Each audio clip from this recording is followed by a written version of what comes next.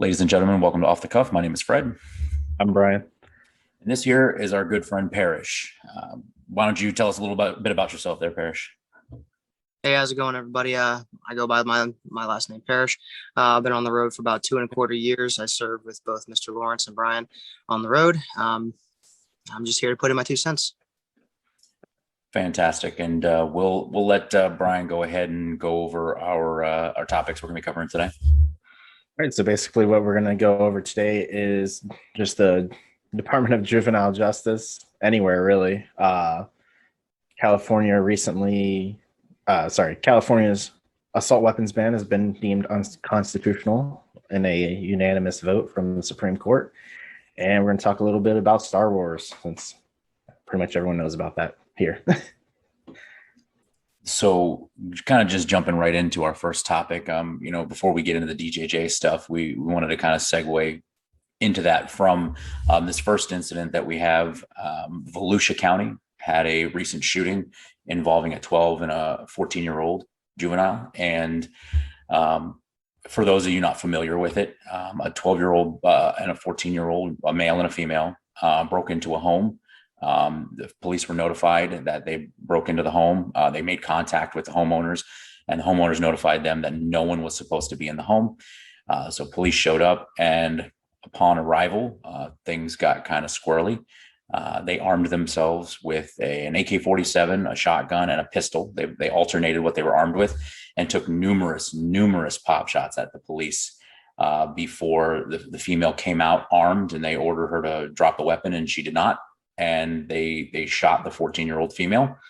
The 12-year-old, he surrendered unarmed without incident, and they rendered aid to the 14-year-old before she was finally transported to the hospital. And she was in critical condition for a while. And from the updates that Parrish just gave us before we got into this, it looks like she has gone to first appearance from her bed and still critical but stable, from what we're understanding so far. So everybody's had a chance to watch this video. Let's right out the gate with Mr. Parrish. Let's give you a shot at that. What do you see when you watch this thing? How do you feel about it? So I watched the full 9.5 minutes worth of the body cam footage. First off, officers, in my opinion, did an amazing job. Showed extreme restraint. Being on the other end of getting shot at is not easy. For most people, your first instinct would be to return fire if you have the training, and most other people would probably just run. But in this case, they did a great job holding the perimeter. Honestly, that's one of the most dangerous situations you can be in, is you have somebody who they're shooting at you and you can't return fire. You don't want to return fire in this case. I mean, how would you feel if you knew a 12 and a 14-year-old were shooting at you? That's very conflicting on that one. You don't know do you want to shoot back?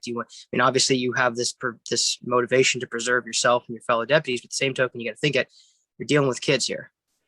So, on the police department's point of view, they did an amazing job handling the situation with what they did. Unfortunately, the 14-year-old did have to be shot for the situation to end. Luckily, the kid's not dead, so that's huge. But as for the children and how it goes with their mindset, kids these days are getting more and more angry and violent, and just zero respect for law enforcement, for their parents, for teachers, for society. And we're seeing it at younger and younger ages. I mean, I know my two fellows on the road. I mean, Fred, Brian, both of us, all three of us have arrested the same people, the same juveniles multiple times, and not for simple stuff. A lot of it's been for very, very violent stuff. A lot of it's been for drug related stuff. And we're not talking 17, 18-year-old kids. We're talking as young as 12 in some cases. And it's completely out of hand. Yeah, I've arrested a 12-year-old and a 13-year-old, not at this agency, but a previous one, for stealing cars. They were stealing cars, and almost like a game. Like it literally, it turned out, we found out from investigating and interviewing people that it was kind of for clout, and you would go and steal the most expensive car you could. And whoever got the most expensive car and went on a joyride around town with their friends, they got the most, the highest rep out of the whole thing. And they would eventually take it into the woods, and they would burn it in the woods. They would burn people's cars in the woods, set fire to the woods accidentally, on purpose, who knows. But it is getting out of control. But to go back to the article, the sheer the resolve, I guess, the ability of the sergeant that showed up on scene first, and took several shots at him. I mean, he wasn't struck, but he was shot at, I think it said about 8 times when he first showed up, and to not return fire at all. I mean, we can Monday morning quarterback this about officer safety. Was it the right move? Was it the wrong move? I mean, in reality, this particular time it worked out. He didn't get hit, and the child didn't get shot at that point yet. So yeah, I mean, that guy having the ability to pull back and not shoot, I mean, that speaks volumes to him, especially since you said, I mean, our safety and the safety of the public is number one priority. And obviously, if we can get through it without harming the suspect, that's the end goal. That's the objective. But sometimes they put us in situations where we can't. And that one, amazingly, they got through that thing without, as probably as well as that could have gone. They got through that. So, kudos to them. But yeah, I mean, they're grabbing handguns, they're grabbing AK-47s. I mean, we'll link to the body cam in the description, but you've got the deputy standing behind a tree, and he's telling them, they're firing at me right now, and you hear all the traffic and stuff like that over the radio. Like even the supervisor says, stay behind hard cover. Don't. We're not going to kill these kids. Right, we're not going to shoot these kids right now. We can't be shooting these kids. Let's see how this plays out. So. It's just one more thing to throw in there, and it's worth noting for people who say, well, they got body armor on, they can afford to do that. What most people don't realize is ballistic wise, an AK-47 will defeat our body armor all day, every day. It'll go through cars. It'll go through small trees. It'll go through concrete blocks. These kids weren't playing with a simple 22. They were playing with a high caliber rifle that in our agency, in our world, means death, even if we have body armor on. So it's worth throwing that out there. Yeah, without those additional plates and stuff like that. And even with the additional plates, depending on the round, it can still go through. I mean, unless we've got those high grade plates that the military, reinforces with, you'll end up taking one from that AK, and that'll be a bad day. So. Yeah. And I mean, just coping with that fact, I know Parrish, when I first got on with his squad, he'd showed me the plate that he's pulling up right now. Yep. So I went out and I actually bought this high grade military qualified armor, and I used to wear it in my soft body armor, and it would just be too much. But now I keep it in like a plate carrier for an active shooter where it's got identifiers. But like Fred said, it's a bad day. I mean, that stuff isn't. I'm not wearing that 24/7 while I'm on duty. It's in the back of my car. I'd have to go back and grab it and put it on. On my end of it, I started wearing this thing when I hit the road about 2 years ago, and we had a shooting. Can't go into the detail about it, but we had a shooting which somebody had popped off shots at our deputies, and it ended well. No one got hit, but I started to think about it, and with what I know with weapons and ballistics, and our level 2 isn't going to stop half the stuff that's on the street. And even if it does stop a pistol round, the internal damage and the broken ribs, stuff from that, you can still die from getting hit from a pistol caliber at a close range with soft armor on. The internal bleeding, pop organs, it's bad. So I ended up investing in this little beauty right here, which I'm not going to do product placement, but you can find them pretty much anywhere. Anyway, I started slipping this inside my trauma kit, inside my plate, and it slides right inside my trauma plate, and I don't even know it's there. It's the reason I got it. And it's not going to save me from getting completely shot, but it covers all the stuff that actually matters. The vital stuff. And then I advised everybody to get them. And since then I've upgraded. Like Brian said, I've got an external plate carrier that I keep in my car, and it's nothing on the agencies. These are expensive, buying these on your own. I mean, this plate is almost $100, and I got it on sale. The 2 plates that I got from others, my entire rig setup cost me almost $500. I do not begrudge agencies for not being able to give their deputies that kind of plates, especially with the whole defund thing going around and people saying we look too militarized. I get it. But at the same token, up with a 14-year-old who's got an AK-47, you start to go, I mean, come on, what are we dealing with here? So.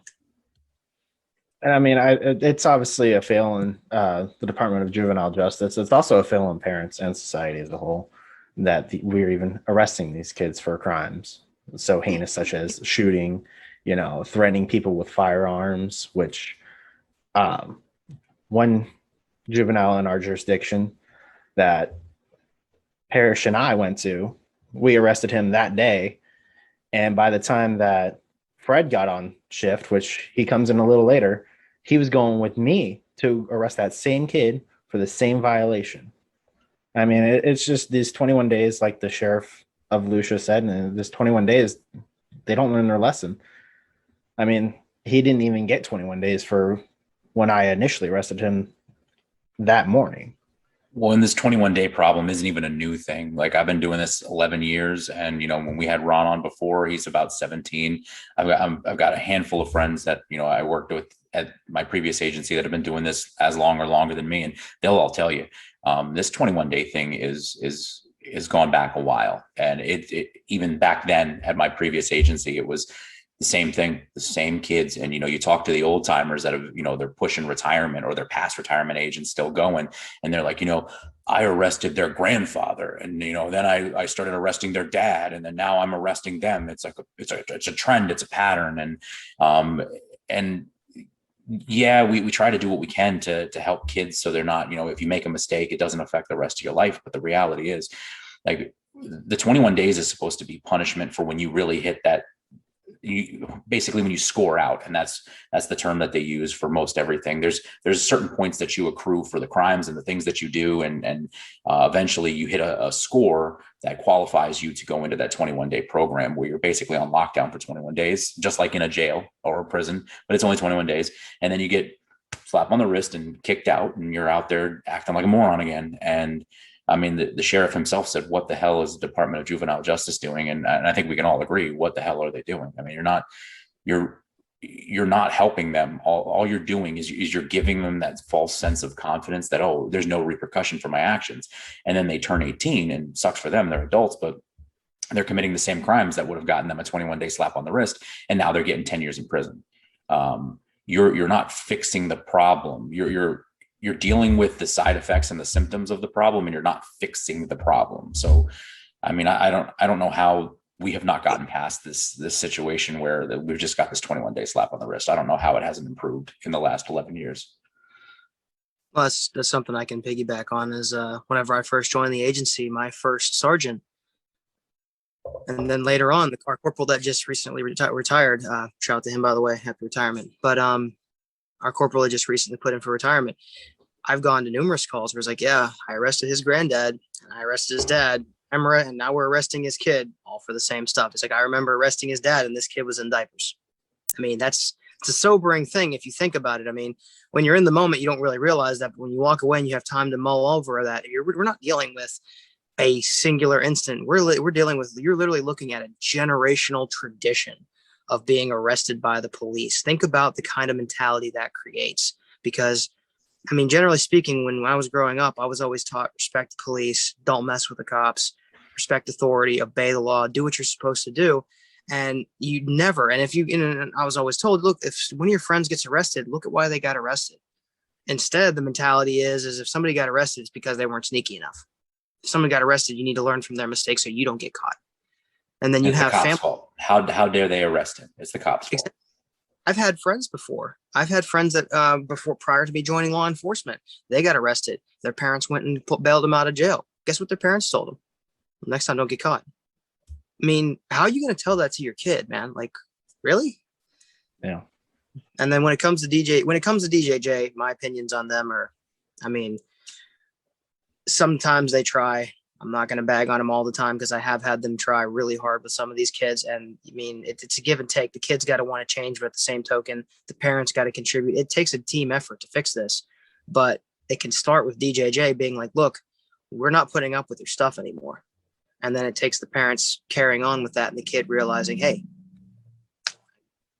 Well, and to take it takes a team thing to the next step. I mean, yeah, Brian said earlier, it falls back on the parents too. And I agree, because 9 times out of 10, when we go to these things and we've got these little dirtbag kids, it's because their parents are dirtbags and they've been dirtbags. Their family line has been dirtbags. So, but that's not always the case. It's a minority of the time, but sometimes, you can do everything right as a parent and your kid just gets in with the wrong crowd and just turns into a complete idiot. And society as a whole needs to take responsibility as well, from, the DJJ to the parents, to the friends, to, I guess, society as a whole. I mean, we're in a society now where bad guys, bad people, villains always end up being praised more often than not than the good guys or the heroes or the decent people trying to do the right thing. You know, someone goes out and they rob a liquor store and they get shot and killed. Now it's like, well, you know, it's the environment he grew up in. Why didn't they take the time? Why didn't the police understand more while rounds are whizzing by their head, you know? And yeah, to look at this Volusia shooting and again, more props, more power to them. I love the way it turned out. It could not have turned out much better. I mean, obviously we don't want the 14-year-old shot, but it could have been much, much worse. But stuff like this, you know, when you end up trying to handle something delicately like this and trying to do right because they're kids, you know, we end up turning around now. And the next time a cop has to shoot somebody and they're completely justified and they're in the right, it's when they start asking questions. Well, on that last shooting with those two kids, they didn't shoot and kill them right away. Why didn't the cops, you know, take cover and get shot at instead of shooting back? And it's a slippery slope, and it's a matter of time. And we discussed this before we turned it on. It's a matter of time before stuff starts getting thrown back at us because XYZ reason is why they shot him, because they didn't have to, because look at the last one. It's because of these reasons. So society as a whole just needs to stop talking on things you don't understand, educate yourself more, make good decisions, and, you know, start having the backs of the people that are doing the right thing. And I'm not just talking cops. I'm talking about everyday average people. When they're defending themselves, when they're doing the right thing, defending someone else, society needs to start backing these people instead of taking the criminal side and demonizing the people that were doing the right thing. For the love of God, stop idolizing freaking criminals, crooks, killers, thieves. Stop it. At what point do you think that that's something that you should be praising? Building a statue for a drug dealer. Come on, man. Stop. So, yeah, I think as a whole, I think society can be better. So, yeah. And I mean, the deputies down in Florida, they did everything. I believe the sheriff said, you know, they threw in a personal deputy's phone, trying to make phone contact with them. They tried I think, tear gas, I think they tried. But I mean, they tried everything. And obviously the last resort, which was the unfortunate for both officer and the 14-year-old, was shooting. But I mean, they did everything they could down in Florida. Take the time, anybody listening, take the time to click the link and go watch the video. It is from the Tampa 10 local station down there. And it involves, I mean, it's got body cam. It's got like the FLIR footage of either the helicopter or the drone. You know, it's got a whole lot of different views and angles from different body cams. And you can even hear the cop. He's hiding behind the tree and he's begging them, like he's whispering to himself, but he's begging them, like, don't do this. Don't make me shoot you. I don't want to shoot you. Please don't do this. You hear the sergeant on the radio, you know, telling them to stand down. We don't want to shoot a kid today. You know, we've said it a million times on this channel. Like no one wakes up and puts the uniform on and goes, hey, I want to go kill somebody. Nobody does that. Matter of fact, you know, half those guys are probably in tears afterwards listening, because by the end of the body cam footage, she's crying. They blur it out because they don't want to show a kid dying on TV, but you know, you can hear her crying and wailing and yelling for in pain and stuff like that, and that tears on you. Nobody wants to shoot anybody, let alone a 14-year-old. But you know, at some point, when are the parents, when is society, and when is she going to take responsibility for her actions? Because I mean, everyone says 14 is, you know, she's just a baby. Not really. Like, I mean, yeah, they've got the mentality of a young, you know, teenager, and they're stupid and they haven't experienced life. But like Brian said, I mean, how many times that kid's what, 16, 17, the one that we just arrested twice in one day? Well, he just turned 18, I think, like a few days ago, and he was just arrested again. So, you know, and that's proof positive. All these little slap on the wrist they keep giving them. Like, how many times do we get notifications? Like, we just arrested that juvenile. We're like, they're going to put him on an ankle monitor. They're going to put him on an ankle monitor and lock him in the house. They have to. And then they're like, nope, judge said no ankle monitor. Like, yeah. And then they're gone and they're absconded, and we're trying to find them before they commit a crime and hurt themselves or someone else. And it's a mess. Like the system needs to do better, flat out. I mean, whatever we're doing is not working. It's just not. And it's not a new problem. And it's worth noting all the time that we spend chasing down these kids, trying to find them, off, try to keep them from doing crimes. That's stopping from dealing with real stuff. Like, everyone knows late evening is whenever our shifts pick up. I mean, Fred works our late car sometimes. And I mean, I was on night shift for a long time. Everyone knows the witching hour between 6 and 12, 11 to 12 o'clock at night.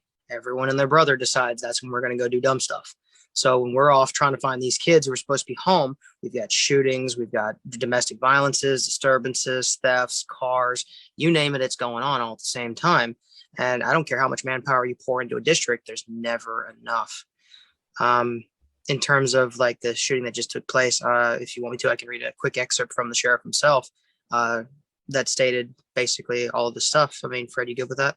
Yeah, go ahead. So basically, the sheriff of Volusia County, Mr. Mike Chitwood, stated that my deputy showed more than I'm showing right now because I'm furious that we could be burying somebody tonight. They took multiple rounds, and I know for a fact the banana clip was empty on the AK-47. I know from the radio transmissions that a 12-year-old opened fire on us, and I know that the 14-year-old opened fire on us with a shotgun, then walked out, threatened one of my sergeants, and told him she was going to kill him. And we didn't return fire. But after she came out of the garage, hey, there was nothing left that they could do. We had to do what we had to do, Chitwood said. Deputies immediately applied tourniquets, rendered aid, while also turning their attention to the 12-year-old boy who was still armed with an AK-47. According to Chitwood, who said the boy dropped the gun about 30 seconds later. So, I mean, that's the sheriff of the county coming out saying straight up, this is what happened, and we didn't have a choice. Well, and again, if you go back and you watch the video with the body camera and stuff after, because of course they can't go render aid to her until they secure the boy and make sure he's not going to come out and shoot him in the face with an AK-47. And once the boy surrendered and they rushed, they grabbed their ballistic shields, they rushed up there, they made sure she wasn't armed anymore, and they started rendering aid. And you can hear the deputy, or I believe it's the deputy at the sheriff's office. So they, you can hear him yelling, "Oh, hey, so-and-so is going to get their trauma kit. Tell them to step it up," and we're clear for EMS to come through. And, all these people saying, like, why, if we were going out there looking to just shoot somebody, why all the effort, why all the rendering of the aid, putting, trying to seal up an open wound and stuff like that. I mean, they did everything that they were supposed to do. They absolutely, they returned fire when they had absolutely zero other choice. And then on top of that, they went up there and tried to render aid to save her life, even though they had just cracked off numerous rounds at the police. They still went in there and they still tried to save this girl's life. And it sounds like they may have at this point, anything, fingers crossed, but I mean, anything can change, but it sounds like that they have. So, I mean, again, I don't know how much we can say it other than without beating it into the ground, but good job, like absolutely good job. Kudos to them. The only thing I can add to that is ridiculously, there's still going to be people that are out there saying, "Why'd you shoot a kid?" And there's always going to be that crowd. There's no way to fix that one. Yeah. But my answer to those people is simple: go get into a fist fight with somebody, beat their face into the ground, and then stand there and immediately render aid to them. Are you going to want to render aid to somebody who just got done kicking the crap out of you? No, you're not, but you're going to have to anyway. Congratulations. That's what we do every day. Yep. Not the beating into the ground part, but do what we have to do and then render aid. Yeah. As a disclaimer, do not go out and beat somebody up, please. And if you do get in a fight, please call us. But it was an analogy, not a call to action. Settle down. Yeah.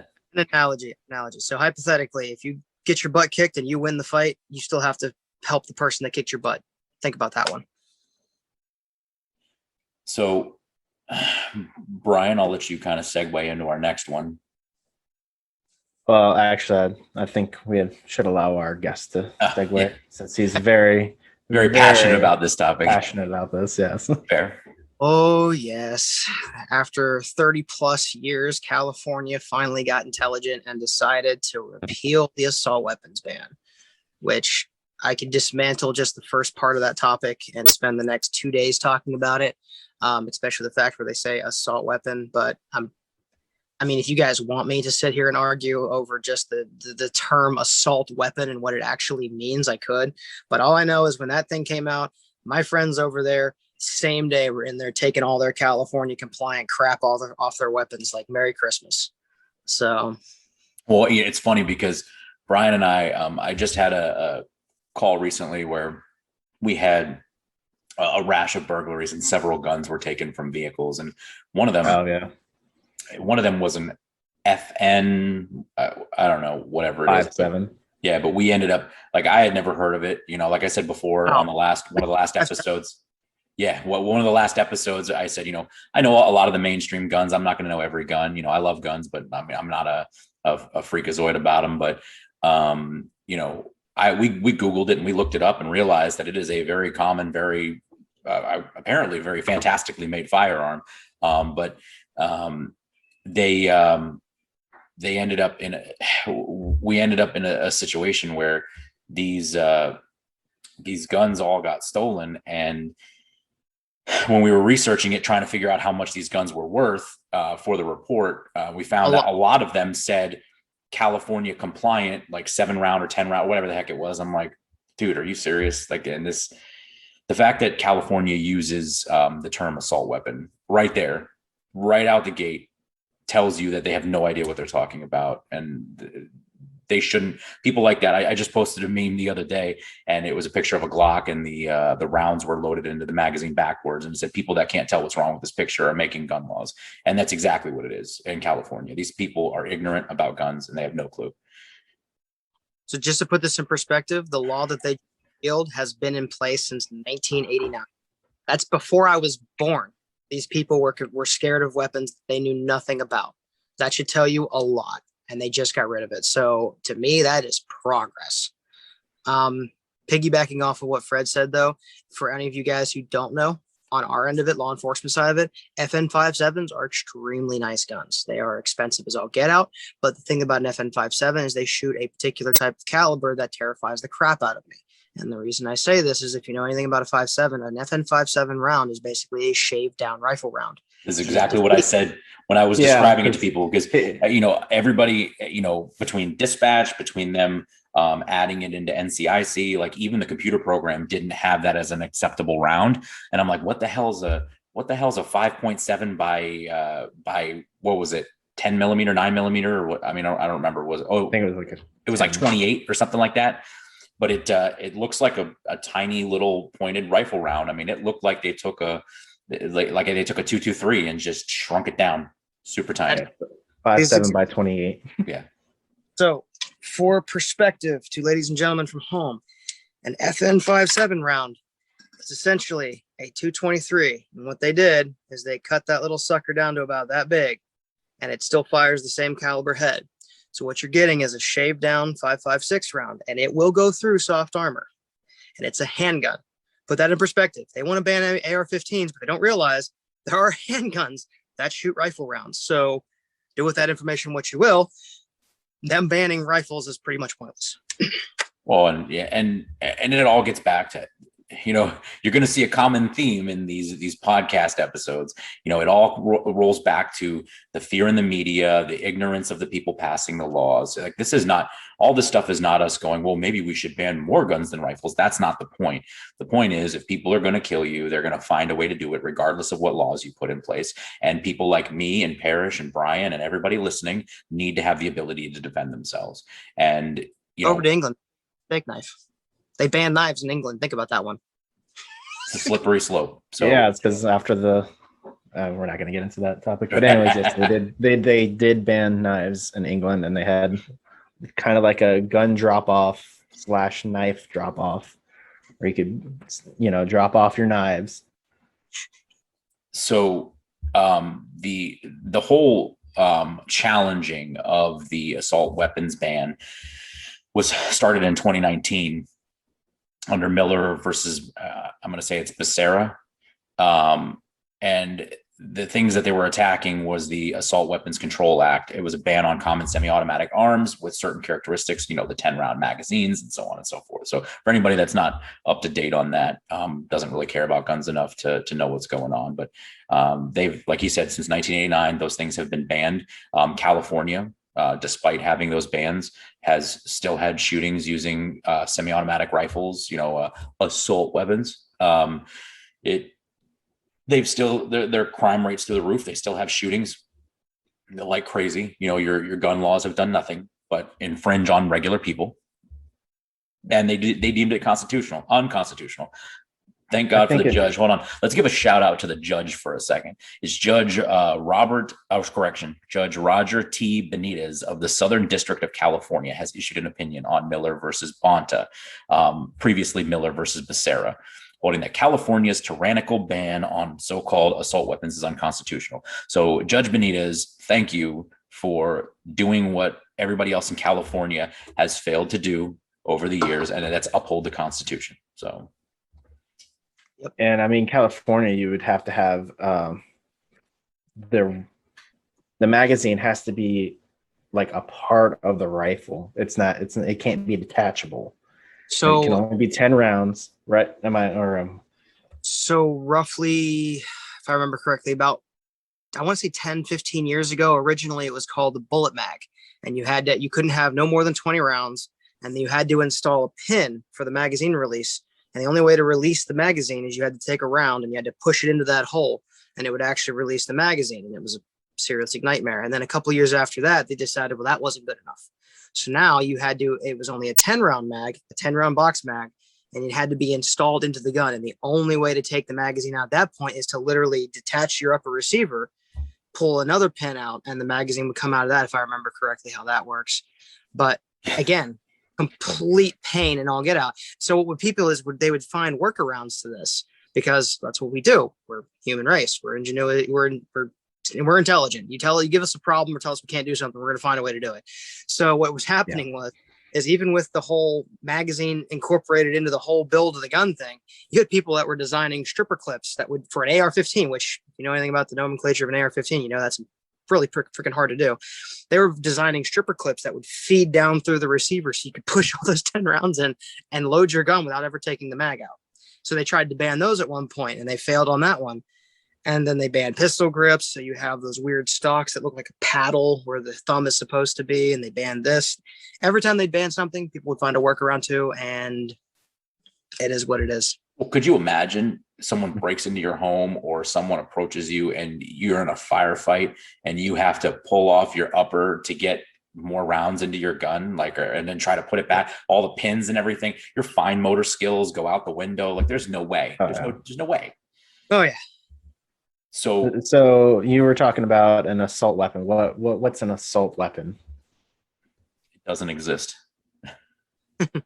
Assault weapon is not a thing. Exactly. So getting into some of the intricacies of this. So now that this ruling has come down from the judge, law enforcement officers are no longer to enforce the following penal codes in California. So not going to read them all, but basically it gives you like a little synopsis of what it is. So they're no longer allowed to enforce the penal codes that define assault weapons by prohibited features, deeming those assault weapons a public nuisance, regulating those assault weapons obtained by bequest or inheritance, restricting importation of those assault weapons by new residents, restricting use of those registered assault weapons, prohibiting possession of those assault weapons by minors, and also the penal codes, the penal code provision, the penalty provisions for any of those penal codes for assault weapons. So that one ruling tossed out a lot of tyrannical nonsense. So again, more power to the judge. But again, we get into this and you have people making laws that don't understand guns whatsoever. And I am far from an expert. Parrish could run circles around me when it comes to guns. And, like he said, assault weapons do not exist. An assault weapon is not a thing. These people, you get all these morons on TV and they're like, oh, no, this is the same thing they use in the military. No self-respecting member of the military would go into an actual war with an AR-15.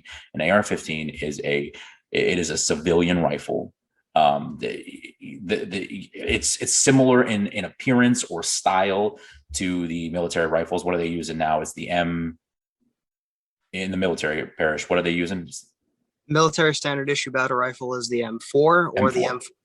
Depending on where you're at, unless that's changed. I never served. I was never in the military. I just follow the branches very closely, keep up on their equipment because I like to be educated in such things. The difference between an AR-15 and an M4, all of the internals. They all function the same way, but when it comes down to key components, the gas operating system, the piston, all of the bolt carriers, all of that is separate. It does not work the same way. Okay. And there's no way to explain to somebody over a video on how that works. Right. You'd have to, and I'd have to physically show you the difference between the two. But any member of the military will tell you it is not the same. Anyone that actually knows their weapons will tell you it is not the same. So an AR-15 is a civilian issue, sporting nothing. And hold on. I think we lost him for a second. So while he figures it out, Nope, never mind. Go ahead. Yeah. Sorry, somebody just called me.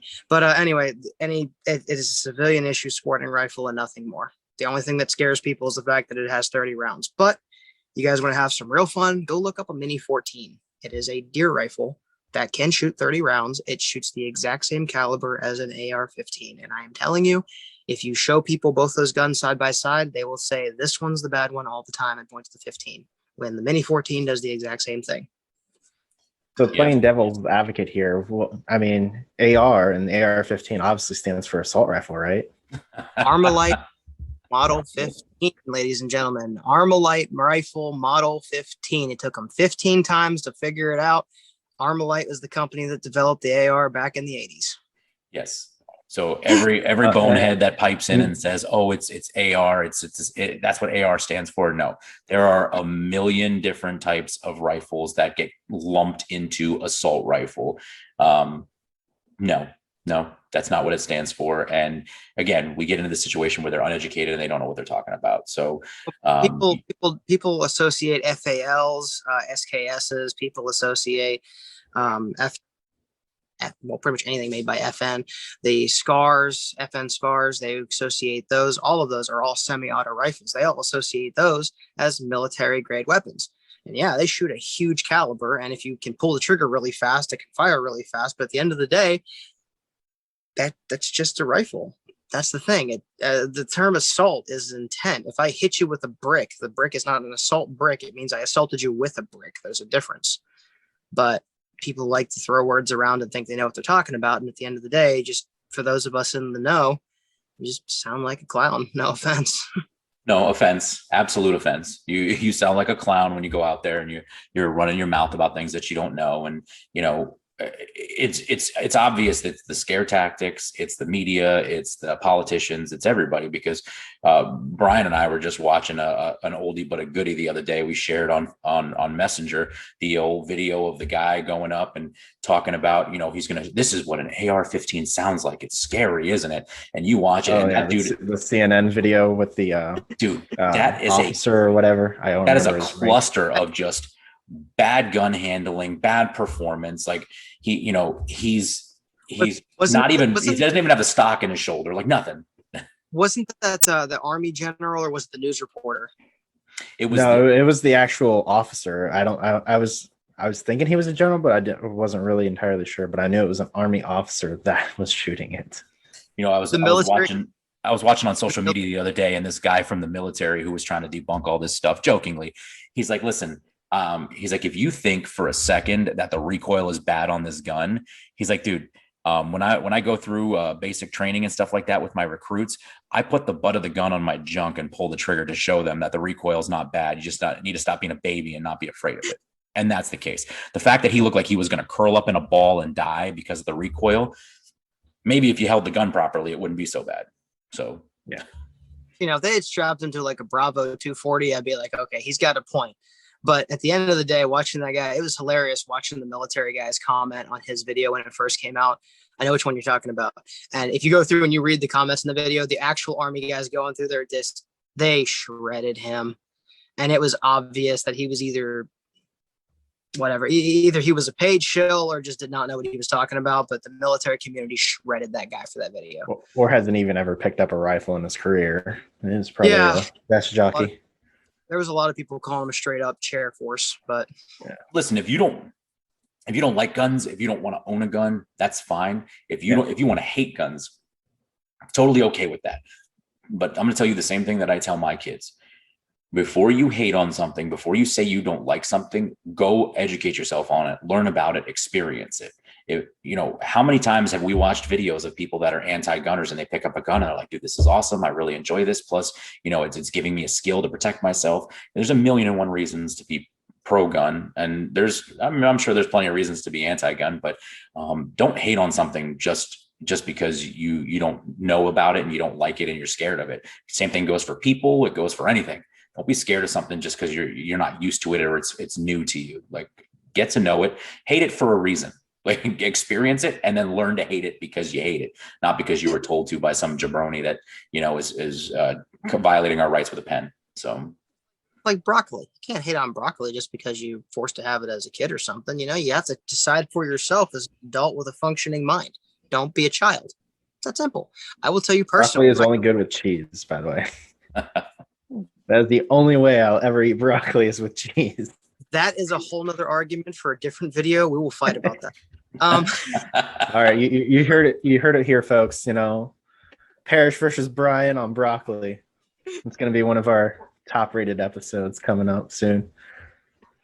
But no, I have a bunch of personal friends. Like I came from the mountains, okay, and it's a huge gun community. Place in West Virginia, I'm here to tell you, was open carry. Everybody had a gun. Like, that's not an understatement. Everyone had a gun. I used to work retail, and if you walk into a Walmart, you don't see a firearm anywhere because their whole policy of don't have a gun, da da da da. I'm here to tell you, the store that I worked at, all the customers had guns. At one point, some of the associates had guns. Everyone knew this, okay? They were open. You could see them, everything from rifles to shotguns to pistols. Nothing bad ever happened in those stores. And the main reason being is because if you tried something stupid, you knew that you had at any given time 15 to 20 firearms that could potentially be pointed at you. An old saying is, an armed society is a polite society. And I'm sorry, the more we push towards this whole keep it concealed, don't tell anyone, don't show anyone, don't have one at all, you're seeing this decline because these people are so terrified of what they don't understand that the ones that do understand it and want to do bad with what they understand, they know full well that half the people are just going to lay down and take it. I mean, think about all the targets they get hit. They always hit soft targets: churches, schools, malls, places where people aren't allowed to have firearms. And look what happens. All this damage is done, and then no one's there to stop it. And then you have these couple instances that get swept under the rug, like the church in South Carolina or Virginia, where the one guy actually had a gun. Things popped off, and he ended the guy before he got a chance to kill anyone. Yeah, I think it was a church in Texas. Yep. So, yeah. Unrelated note. God bless Texas. Yeah. Nobody talks about that anymore. Like, you got like a week of coverage, and then it was over. Well, and you had to really, really search for it too, because when you read the standard media articles, it was like, yeah, this place got shot up and all this information about all the horrible things that were done. And a neighbor nearby heard the shooting and stopped the guy. But you read the right sources and they give you all the information. This dude was armed with an AR rifle. He went in there and he put down the bad guy in a matter of seconds. And the problem. The thing is it doesn't fit the media's fear narrative. As I was once told before, it's fear porn. That's what they want. If it scares the crap out of everyone and makes you think that the boogeyman's around every corner, it glues you to a screen, and that's all you can think about. It's why people watch horror movies 24/7. Is, I swear to God, it's your subconscious wanting to be terrified of something. I laugh at horror movies. I don't watch them because it's not that it scares me. It's because it's hilarious to me that people actually believe this crap. And when I watch the media, same thing. I don't watch the media. I mean, if you want a good horror movie, getting off subject, Dale and Tucker versus Evil, best horror movie in the world. Does that really classify as a horror movie? Isn't it like 90% jokes and like 10% scary? It does in my book. So that's all that matters to me. Oh my God. But yeah, I mean, I guess just to kind of wrap up this little portion of it, so we're not, beating a dead horse. I mean, thank you, Judge. Thank you, Judge Benitez, for upholding the Constitution finally, after California allowed people to have their rights violated for 30 years. So good job. Thank you. Yeah. 30-year mistake. So then go ahead. All right. So we're going to move into our last section, Star Wars movies. Rank it from the best to the worst. Obviously, this is going to come up with a little bit of heated debate and probably going to push us past our time, if not meet it up. So who wants to go first on their rankings? Just from the main movies, not any TV shows or spin-offs, such as The Mandalorian or Clone Wars, because then that's a whole But lot. The Mandalorian is literally the best Star Wars property I've probably ever seen. So Just the main 9 movies. Do the Saga of Skywalker and forget all the little branch offs, which were outstanding, or do you want to include the branch offs in certain cases? No, I think he wants to just, episodes 1 through 9, I think is what he's looking for. Just the main episodes, and if the conversation leads off to the branch offs of the Star Wars or the Skywalker saga, then we can do that. It's episode 1 through 6. The last 3 don't count. Thank you. As long as someone else has said that. So, just my personal take on it, having grown up on Star Wars, and obviously I wasn't alive to watch them when they came out, but my dad was, and he introduced me to Star Wars, and I was hooked since. The newer movies, like the 7, 8, and 9, I mean, aesthetically, they were amazing. Like the special effects, all the stuff that went along with it. The fight scenes were a little slower. I liked the fight scenes more in 1 through 3. Like, those were really good choreographed fights. I think there were certain aspects of the new ones that I liked here and there. Like I did like the arc that Kylo Ren ended up going on.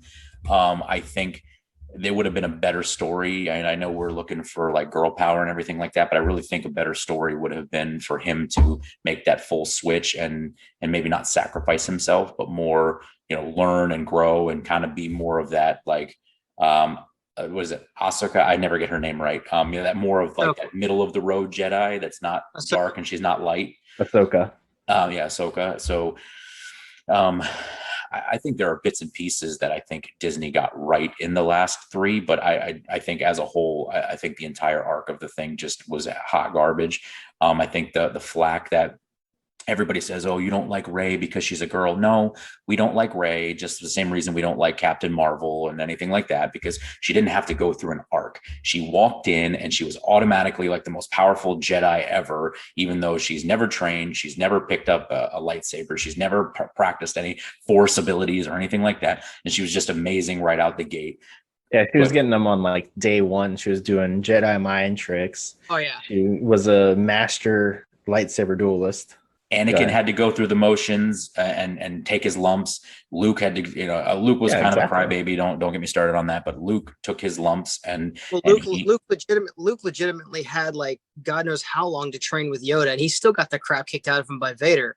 But then you turn around and you have Rey, who's got no training, no nothing, who somehow manages to defeat basically Palpatine's apprentice, who's had years of training. Palpatine on crack. Like and Luke's training. I mean, I know a lot of people try to get rid of the expanded universe, but Grandmaster Luke was supposed to be the most powerful Jedi ever.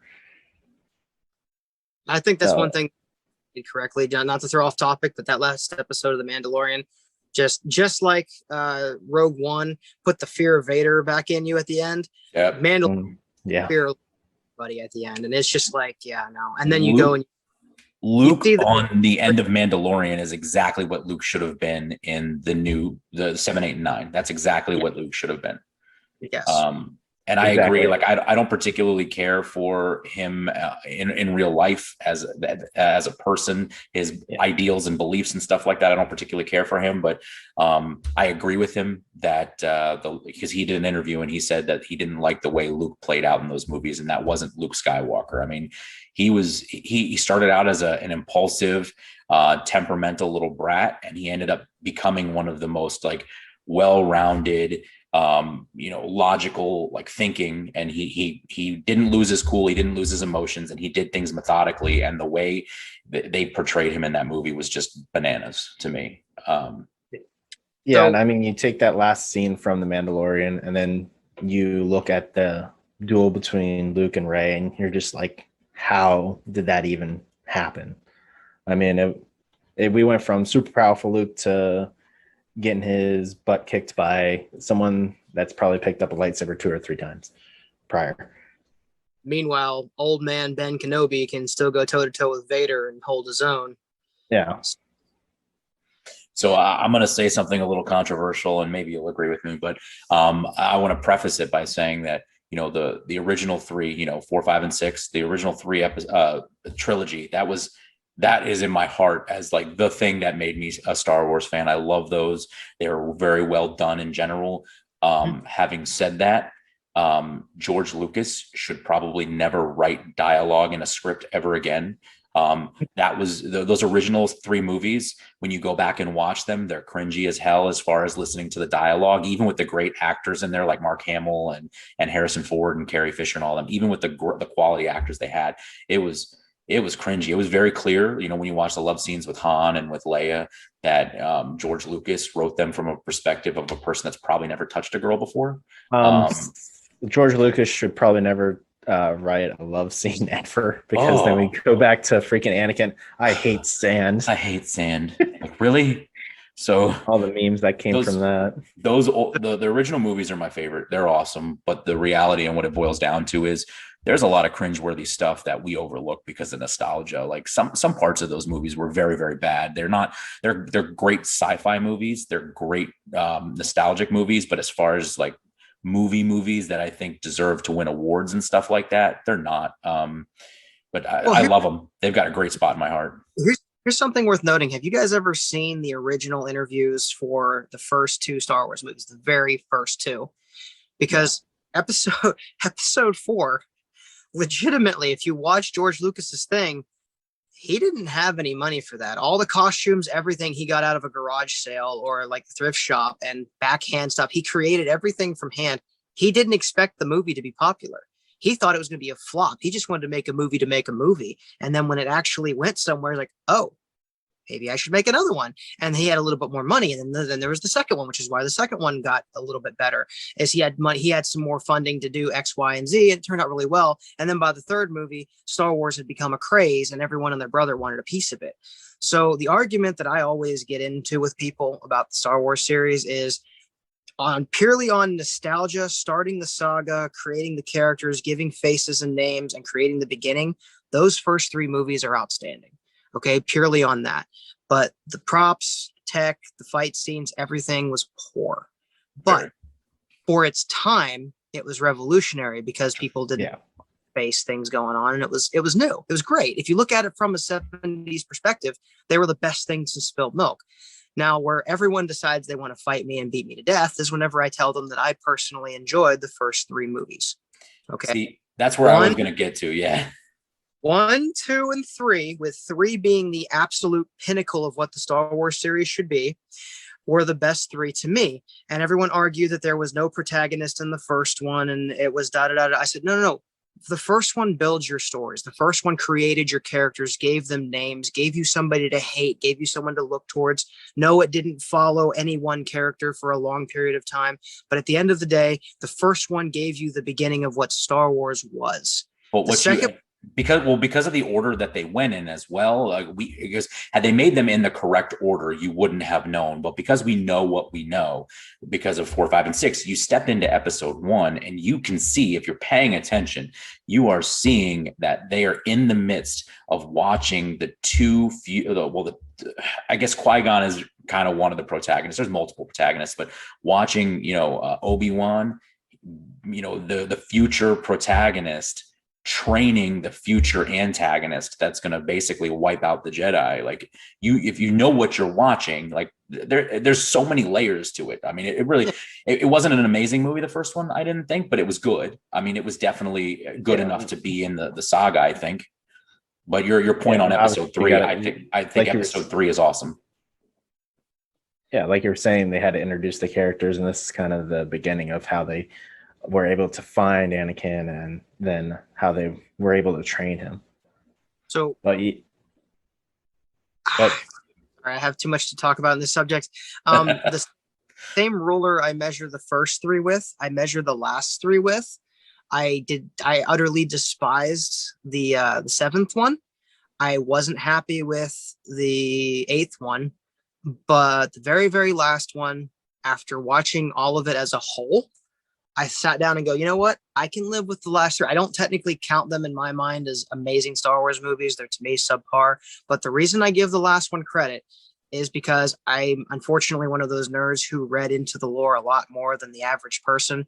So if you catch up on the little tidbits, like I can tell you lore all the way back to like the original Old Republic, the founding of the Jedi, the novels, all the side script. I kind of went fanboy on that topic and can literally run you back to like Exar Kun days, if you know who the hell that name is. So there's a lot of stuff in there. And if you get to that last episode with Palpatine basically being immortal, puppeteering Snoke and all that stuff, if you run into that last episode and you have the knowledge that I have about the entire Star Wars universe as a whole, you go, holy crap, you're seeing the seat of the original Dark Emperor. You're seeing the planet that founded the Star Forge. You're seeing all of that stuff come into play in this movie. What kills me about the series is they could have ran easily 12 movies or a half a dozen side movies to explain how all of that came to be, and they instead crammed it into one movie. That's what irritates me. But the fact that you're seeing a lot of that stuff, period, was enough to make me say, okay, I can live with the last movie, and I can live with those two movies as a whole. When it comes to the first three movies, kind of the same way. I can live with the first movies as a character development one. The second one irritated me because, well, we have the whole cartoon series to explain why the Clone Wars should have been a 4-part movie series easily. Okay. Yeah. And why they should have probably did the Clone Wars right before they released. Bingo. And they did try to fix the Clone Wars with the cartoons. I get that. That was nice of them. But those two I can live with solely because 3 was the combination of all of that. And when you watch 3, it had the best fight, the best combat, best outfits, best everything. It was a solid movie. And then people try to tell me that the lightsaber fights in 4, 5, and 6 were better. People try to tell me that the lightsaber fight in 7, 8, 9 were better. And I'm saying, dude, if you can truly sit down and watch Anakin and Obi-Wan go toe to toe, or Obi-Wan and Yoda take the castle, or if you truly can sit and watch those and then watch the one lightsaber duel in episode 9, or the one lightsaber duel in episode 7, and the one massive, really good fight in episode 8, and tell me that that's better. No, we had nothing more to talk about because I'm not going to. Because you're just lying now. You're just lying to prove your point. And episode 3, I'm sorry, and this is gonna piss people off, but episode 3 to me is among easily the top 3 Star Wars movies, that mainstream Star Wars movies. I think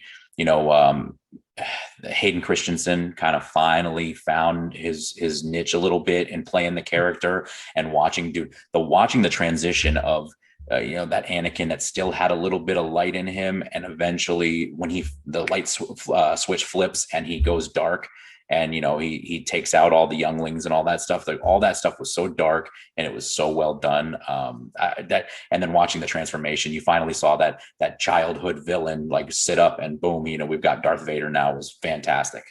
Everything about that episode I thought was in general was really good. Yeah, I mean, Hayden got so much flack for his portrayal of Anakin Skywalker, but I mean, it was a really good one, I believe. Even throughout the 2 movies that he was in, it was really good. I will tell you that one thing that people don't realize is, if you want to see a side of the Clone Wars that they don't talk about at all, if you want to see a story from the Clone Wars that it really added. Like if you play the entire campaign of Star Wars Battlefront 2 for the PlayStation 2, original, not the EA. You play that entire campaign and then watch Star Wars Episode 3, you will freaking cry. I kid you not, you will cry, because the 501st did not want to do what they did. They did not want any part of that, and they still marched in there and do it because they had orders. And like, you watch that, and it's just like you're watching the 501st take out the entire Jedi Temple, and in the game, you actually are a member of the 501st taking out the entire Jedi Temple. So you're filling that massive gap from the time you see Anakin walk in the front doors to the time you see Obi-Wan and Yoda come up the front steps. You fill the entire gap right there. And you're in there like, yeah, it's a low rent, grainy video game version of it. But if you watch that through the eyes of the universe, sorry, people decide they want to call me all the time. Anyway, but when you watch guys, Mr. Popular, when you watch that through the eyes of somebody who has just watched the first 2 movies and you're getting ready to watch the third, like, better yet, watch the third movie, and as soon as Anakin walks up to the temple doors, pause it, play the entire Star Wars campaign, and then play the movie, and watch you go, oh my God, what did I just do? So being that we could, I think we've gotten the points across, being that we could probably talk about this for hours on end, and so we don't end up with an hour and 40-minute video. Like you said, that's not even the extended universe. That's not even. Yeah, I mean, oh, that's not Ahsoka. That's not the clones. I mean, I could take you guys all the way back to the first Empire and where Snoke's planet came from, and I could run you through a lot of stuff that a lot of people don't even know. But we only have an hour or so we'll call it there. I mean, I think we kind of got through the gist of how we feel about the Star Wars universe as far as the mainline movies. So we appreciate Mr. Parrish being here with us as usual. Like, subscribe, notification bell, keep watching, keep commenting. We're going to keep pumping out the content. Brian, any final thoughts for us? Comment. Definitely keep commenting, Mr. Parrish. We appreciate your comments here and there when you're jumping on our stuff. So again, just like and subscribe, keep following. We're going to keep giving you what we can. So we've got another one coming up. This is going to be a rough next week for me and Brian. So at work. So we're going to try to squeeze in an episode where we can, but we're going to get run through the ringer a little bit this week. So just be patient with us. We appreciate it, guys. Well, if you guys want to have me back, I'm more than welcome to come back. With shift change coming up, that'll be fun. So, yeah, one of us is going to get messed up. All right, guys. We'll definitely let us know if you enjoyed having Mr. Parrish here, and we'll have him back. But otherwise, thank you, and we'll catch you on the next one. Also, just so before we end this, we're on Twitter now. You can follow us all social media. It's going to be in the description below. Again, if you want to see Parrish, or if you want Ronnie to come back, or Ron to come back, let us know. I mean, if you hate us, comment and I will ignore it. But here's an idea. When you guys reach episode 10, go through and read all your hate mail. True. If we have any. Right. People if not, I'll just make up some hate mail. It's easy. I mean, I can do that. Oh, there you go. Just start commenting hate mail. Anyways, if you want to see Parrish, thank you again for subscribing. Hit the bell. Like this video. Comment for more content. What you'd like to see. Who you would like to see. We're going to try and get in contact with some bigger channels and see if we can start getting a bit more followers. And like a collab. Hit up Donut Operator. He might help. Yep, Donut Operator, Mike the Cop. There's a lot of them. So, well, anyways, future videos. Mr. Parrish, thank you for being on here. All right. Thanks, guys. We'll catch you on the next one. Yep, see it.